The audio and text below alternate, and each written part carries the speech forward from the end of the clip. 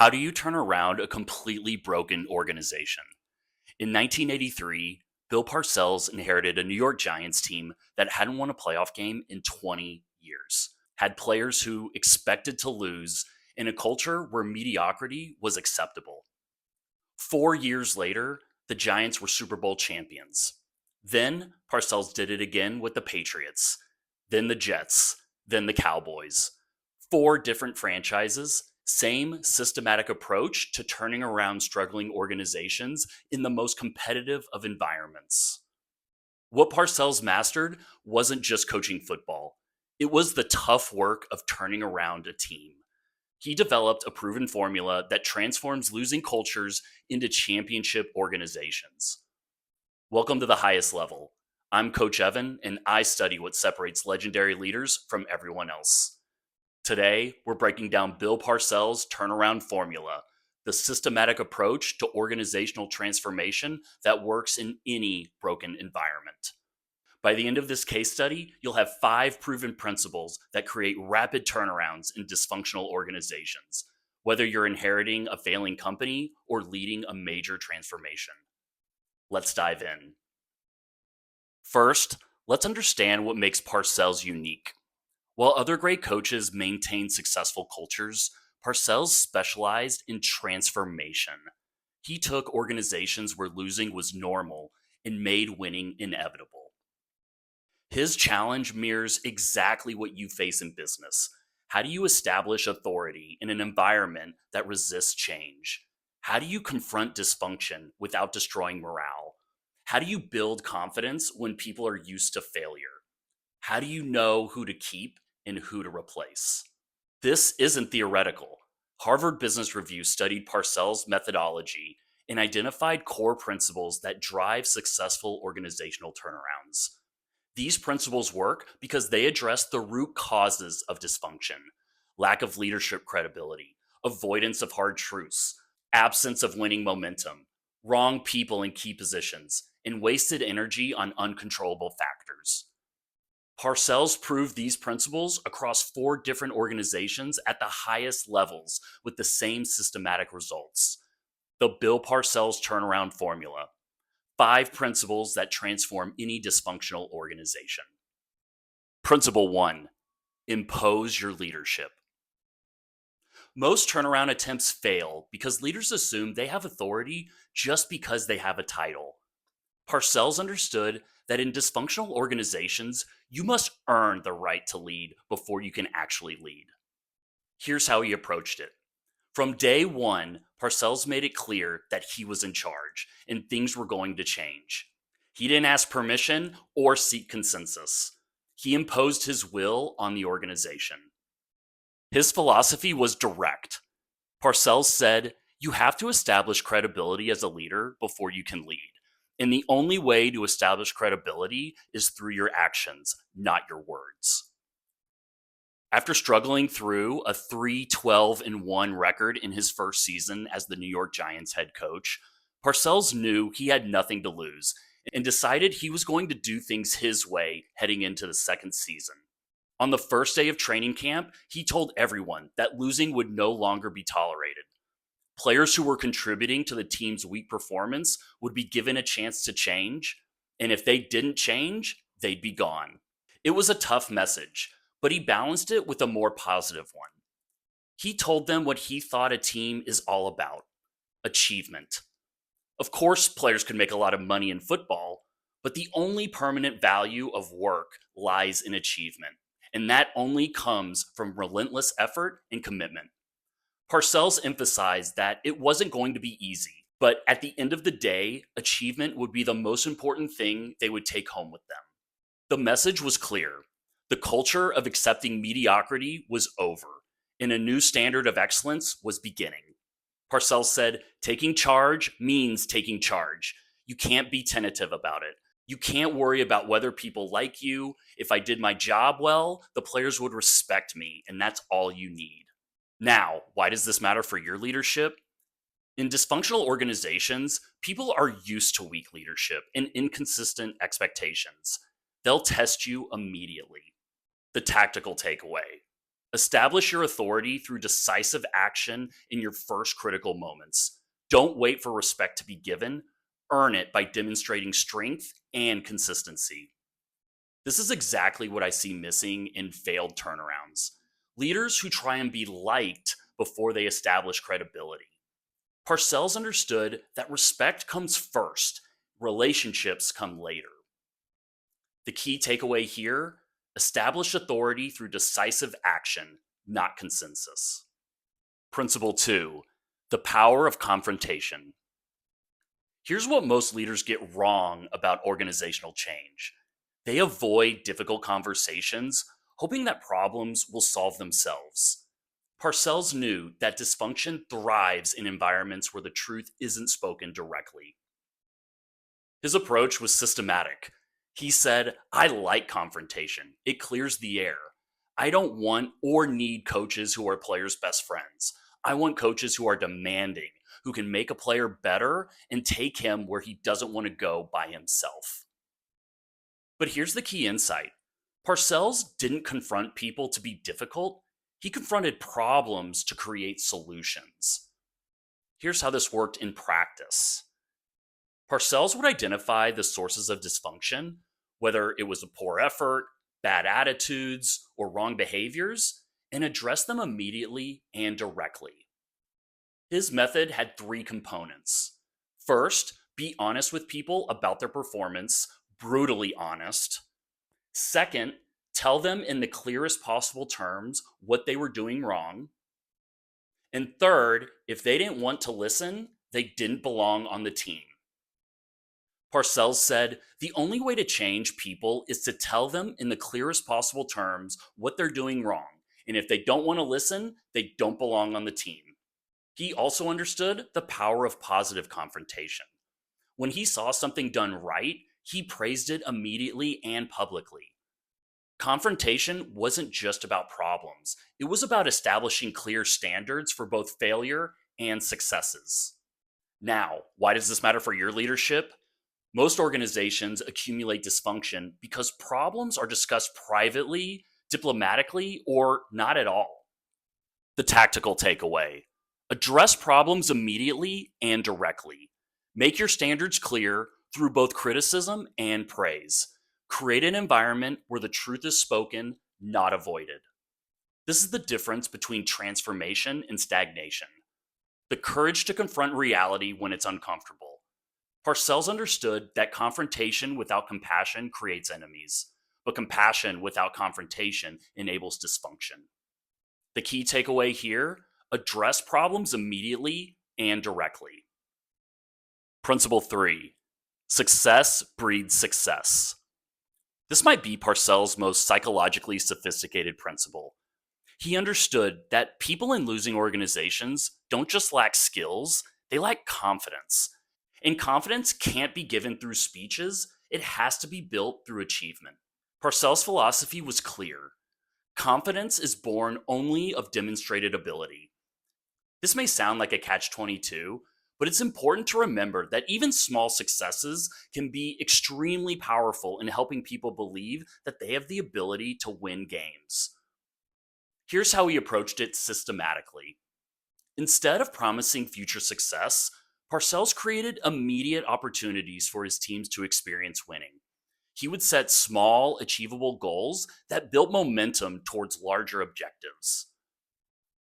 The story that shows this is that during the first season with the Giants, instead of talking about Super Bowl championships, Parcells focused on winning individual practices, then individual games, then individual months. Each success built credibility for the next challenge. He said, you need to believe as a team that you have the ability to win games. That confidence is born only of demonstrated ability. But here's the key insight: Parcells didn't just celebrate victories, he used them as evidence that bigger victories were possible. Success became proof of capability, not just cause for celebration. His approach created a culture of winning, where success reinforced the behaviors that created success. Teams stopped expecting to lose and started expecting to win. Now, why does this matter for your leadership? In dysfunctional organizations, people have internalized failure as normal. You can't just go tell them to think differently. You have to give them evidence that different results are possible. The tactical takeaway: create opportunities for early wins, then use those wins as evidence of your team's capability. Build confidence through demonstrated success, not motivational speeches. This is exactly what I see in successful turnarounds. Leaders who understand that confidence comes from competence, and competence comes from practice succeeding at progressively harder challenges. Parcells knew that winning becomes a habit when practiced consistently. The key takeaway: build confidence through demonstrated success. Principle 4: pick the right people. Here's where Parcells revolutionized how we think about talent in organizations. While everyone else was chasing the most talented individuals, Parcells was building teams of people who could actually work together and win together. His philosophy was simple but profound.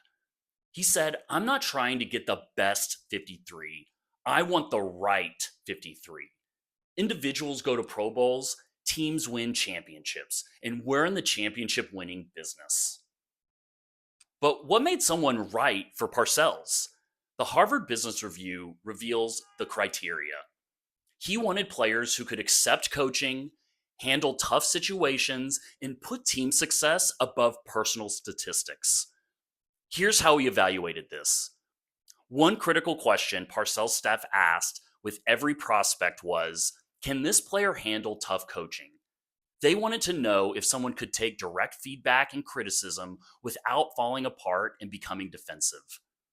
Parcells said, you can easily separate team guys from me guys by how they accept coaching. The guys that accept it are all about winning. His approach to personnel was surgical. He would rather have a less talented player who fit the culture than a more talented player who would disrupt it. He understood that one wrong person could poison an entire organization. The story that proves this: Parcells regularly chose experienced, intelligent players over physically superior athletes.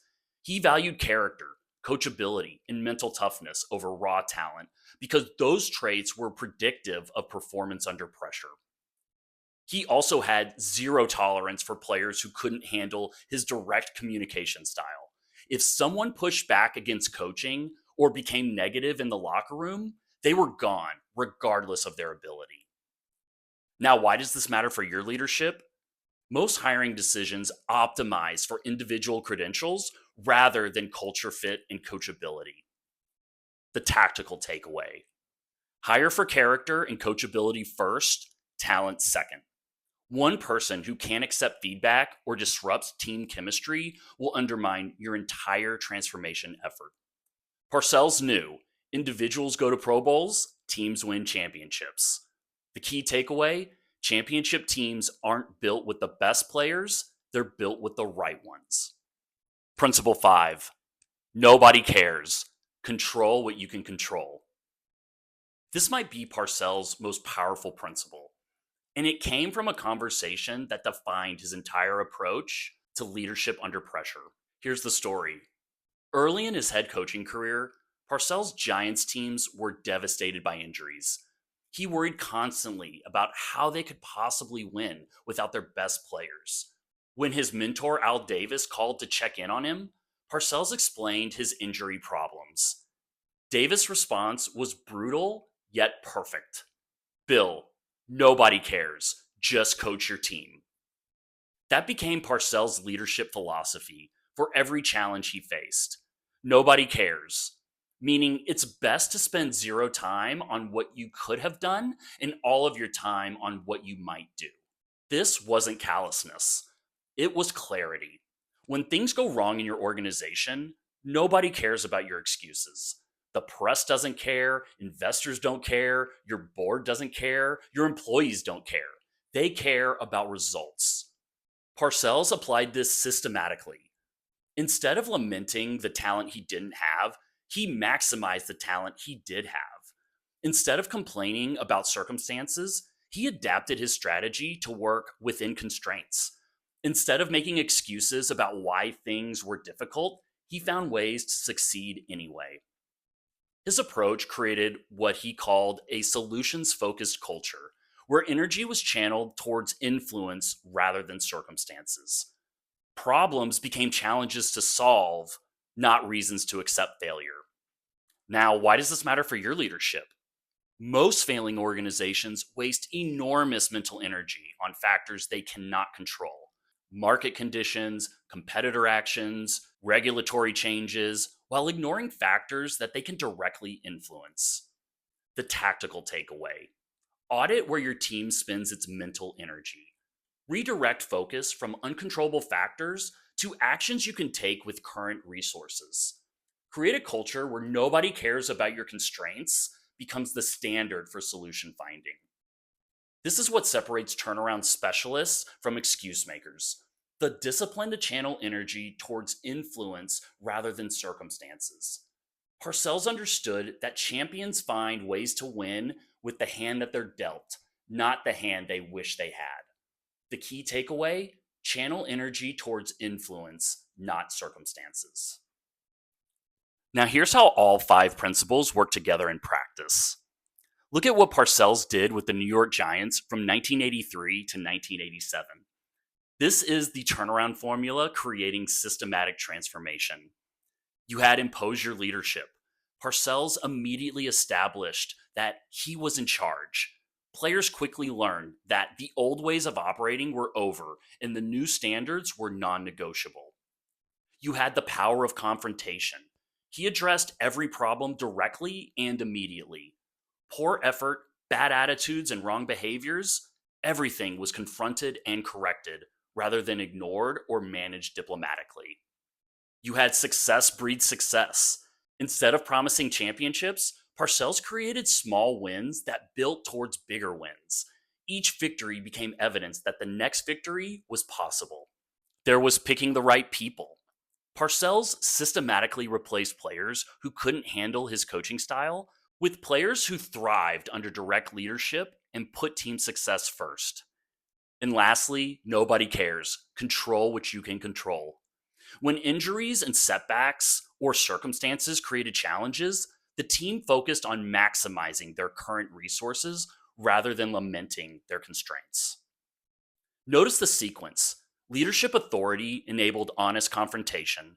Confrontation created opportunities for success. Success built confidence for bigger challenges. The right people made everything sustainable, and the nobody cares mindset kept energy focused on solutions. This is the difference between cosmetic changes and real transformation. Systematic application of all five principles working together to create new organizational identity. In your organization, this could look like establishing clear authority from day one, addressing problems immediately rather than hoping they resolve themselves, creating early wins that build momentum, choosing people who can handle your leadership style, and channeling energy towards controllable factors rather than external complaints. So there you have it. Bill Parcells' turnaround formula, broken down into five systematic principles: impose your leadership, the power of confrontation, success breeds success, and pick the right people. And nobody cares. Control what you can control. The bottom line: Parcells didn't just coach talented players, he systematically transformed organizational culture using principles that work in every dysfunctional environment. He proved that turnarounds require leadership authority, honest communication, momentum building, and the right personnel. Here's your homework. Pick one principle and apply it to a struggling area in your organization this week. If people don't respect your authority, start with imposing leadership. If problems are being avoided, begin with confrontation. If you found this valuable, subscribe for more championship leadership case studies. Next week, we're breaking down Tom Coughlin and how discipline creates freedom through structured excellence. And if you're a business leader who needs to execute a turnaround like Parcells, check out the link in the description. I work with executives who want to transform dysfunctional organizations into championship cultures. Until next time, lead like a legend.